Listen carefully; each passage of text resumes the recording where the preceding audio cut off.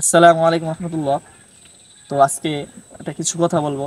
সেটা হচ্ছে আমরা দৈনন্দিন রাস্তায় চলাফেরার সময় দেখা যায় অনেক মানুষের হয়তো হাত নাই, না চোখ নাই, বা কান নাই, অনেক কিছু নাই। কিন্তু দেখেন আল্লাহ তাআলা আমাদেরকে এই দুইটা চোখ, কান, নাক সব কিছুই ঠিকঠাক দিচ্ছে, হাত দুইটা পাও। কিন্তু আবার তারপর আমরা সম্পূর্ণ যারা মুসলিম আছে তারা পাঁচ ওয়াক্ত নামাজ, এমনকি ইসলামের যত হুকুম বিধান আছে সেগুলো আমরা পালন করি না। অথচ দেখেন কিছুদিন আগে একটা সংবাদে শোনা গেছে যে একটা কানে, শুধু কানে শুনবে, এই কানে শোনার জন্য একটা মেশিন 13 লক্ষ টাকা লাগবে শুধু শোনার জন্য। তো এরকমভাবে একটা শিশু ছিল, সে ছোটোকালে মানে কানে শুনতো না, যার কারণে সে বাংলাদেশেরই। তো এখন বড় হয়ে দেখে কথা বলতে পারে না। তো ডাক্তারের কাছে নিয়ে যাওয়া হয়েছে যে সমস্যাটা কি। তখন ধরা পড়লো যে সে কানে শোনে না। তখন বললো ওই একটা মেশিন 13 লক্ষ টাকা লাগবে লাগাইতে।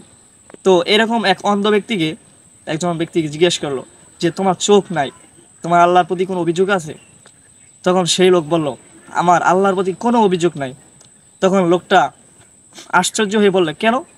তখন সে বলল, হয়তো আল্লাহ তাআলা আমার জন্য তাকে দেখানোর আগে আমার দুনিয়ার বা অন্য কিছু দেখাবে না। দেখেন কত বড় শক্তি, মানে শক্ত একটা চিন্তাধারা। যারা আমাদের চোখ আছে তারাও কিন্তু আমরা এটা ভাবতে পারি না।